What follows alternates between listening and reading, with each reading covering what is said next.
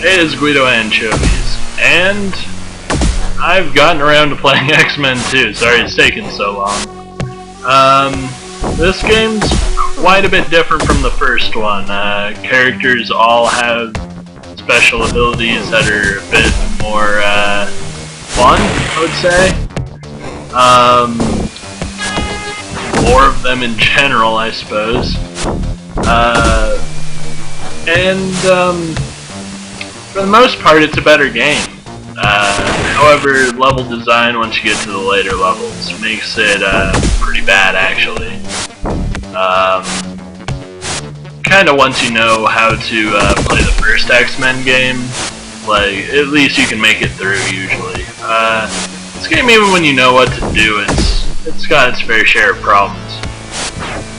And if you didn't notice, well, I guess if you don't know, the beginning of this game just starts you off, and you just start at this level. There's no Sega screen or anything,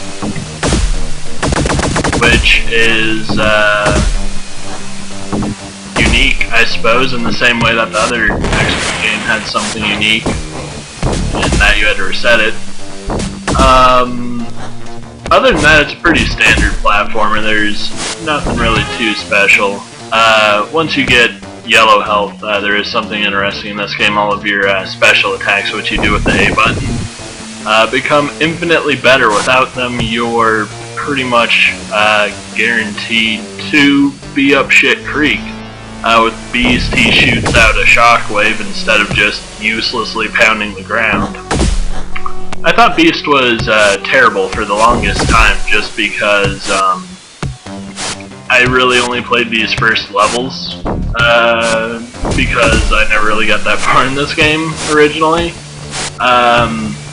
And so all the enemies die in one hit on this level, so Beast doesn't seem that great.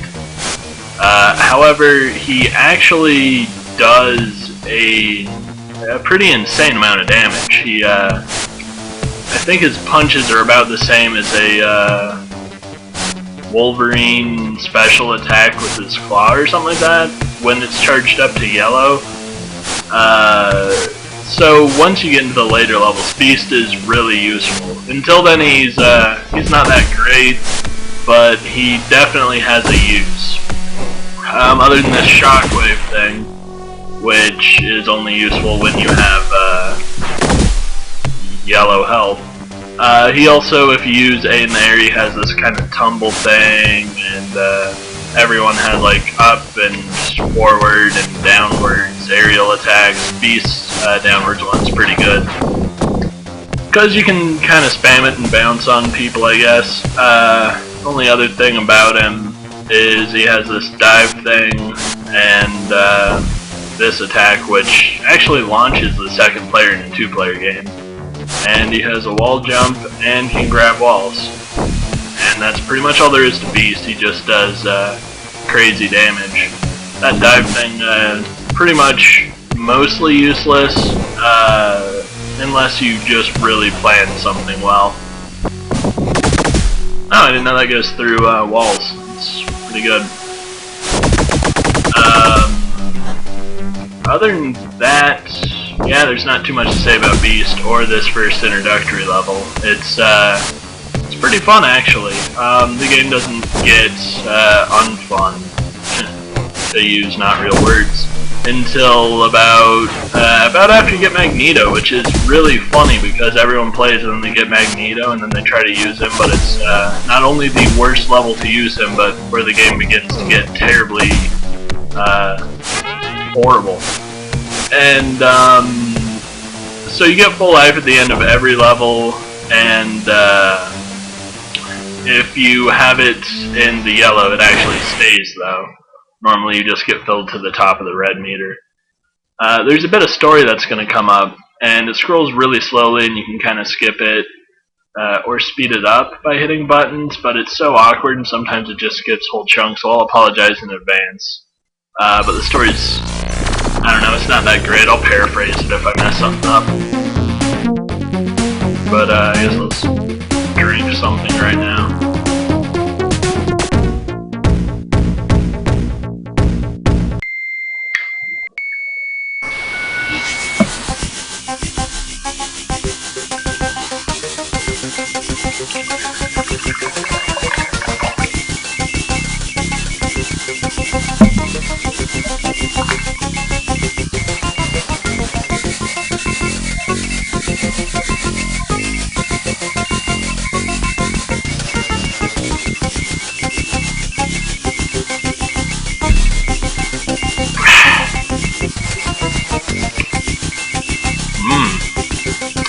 Gotta love Don Julio. Alright, so there's, I'm unsure exactly what similarities the phalanx have to the comic. I've heard somewhere that it's something similar to something that was found in the, I don't even remember, it's so complicated. But here's Gambit. Normally he throws one card, you can throw him in any direction in the air, he's pretty useful. Yeah, normally throws one, and if you charge that meter full, he throws two, but since we're in yellow health, he's pretty good. Other than that, his attacks are pretty long range. You can actually hit people through ceilings, which will allow us to skip through several sections, since this level basically consists of finding terminals, breaking them, and then following the electrocuted floor to a door that opens. Interestingly enough, Gambit's crouching attack actually does 3 hits for some reason. I don't really know why. But and it doesn't even work on almost anything else other than these terminals, but hey, if there's one thing in the game that they work on, why not demo it, right? Other than that, his jumping kick's pretty convenient for getting through areas. One thing about this game is you never want to go too fast because you'll run into shit. I mean, it should go without saying that if you want to beat a game, you should be careful, but it's probably more true than any other game for this game. Especially when you get to the later levels. Right now you can kind of speed through it, but it gets pretty bad later.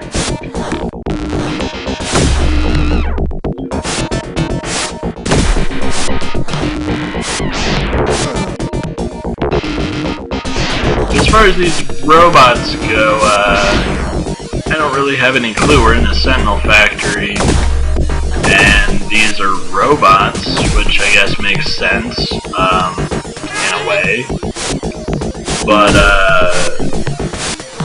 I don't know, particularly. But yeah, this is still, I still like this level generally. It's, still, it lets you use all the fun little attacks that different characters have. There's not particularly any people that are awful at the early levels.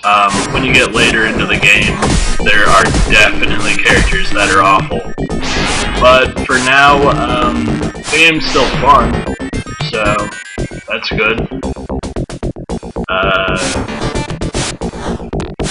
believe this is the end elevator. Although we have another section of this level. It lets you change characters pretty often. It gives you 8 lives, which, or I guess it gives you like 8 extra lives. So it gives you 9 lives. I guess I'll get Psylocke out of the way. Nah, I should wait. Let's use Gambit again, because we're not going to use him too much. For almost the rest, or no, there's one more spot where I need to use him. But, he's not terribly great, all things considered. He doesn't really have any damage to give, I guess. His, cards are pretty good, but, now they're a little bit worse, so you know, he just throws 1. But, yeah, one thing you need to do in this game is make sure you have room to fall or are attacking when the screen is moving and you're traveling in unknown territory. Because this game likes to just kind of throw random enemies at you sometimes. which that's one of the things that kind of makes two-player a little bit hard, other than, well, the complete terribleness of how it lags. That's probably, you know, the worst thing, by far. But, other than that, this game has kind of the same thing going for it as the other X-Men game, where if you have two people, one of them's inevitably going to be at the front of the screen and get hit by enemies that are just appearing. So, I mean, as much as I love co-op, I wouldn't recommend it for either of the X-Men games on Genesis. They're not good for that. But, I think I should have got hit there. In there. But, whatever.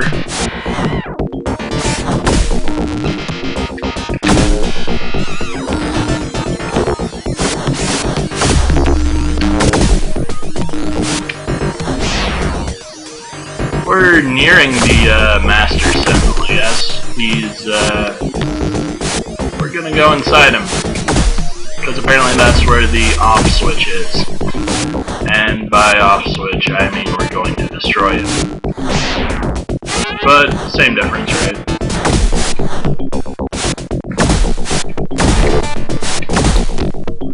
Yeah, I guess if you like Smash Brothers or something, you might like the controls in this game. I mean, everyone has kind of aerial specials and aerial normals in different directions, I guess. And so Nightcrawler's by far the best character to deal with this part, and it should be pretty obvious why in a second. I'm going to keep my teleport charged up.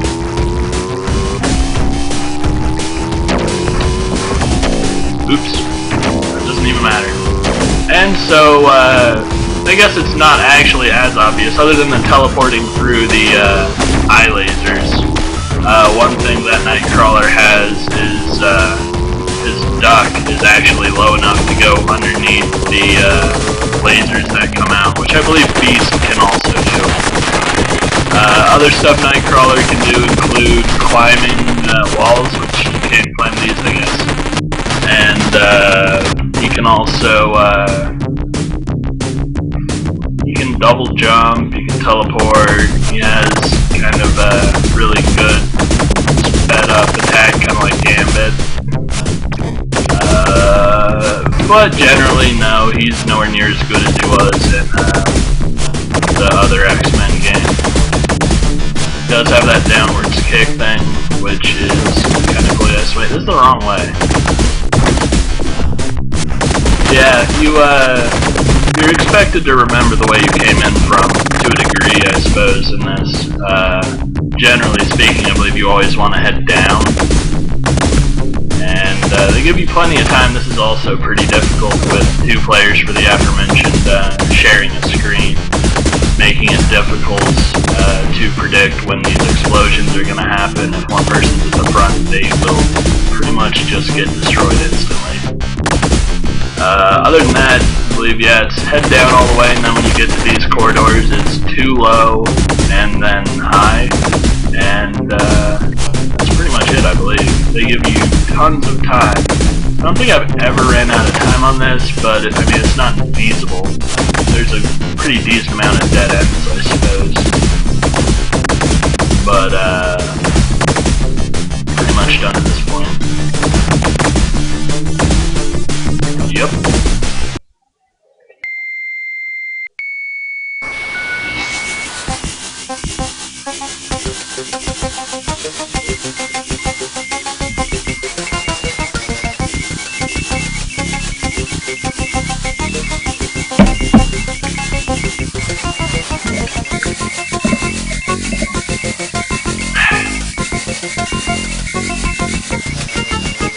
So we're gonna go save Magneto from the bad guys, I suppose.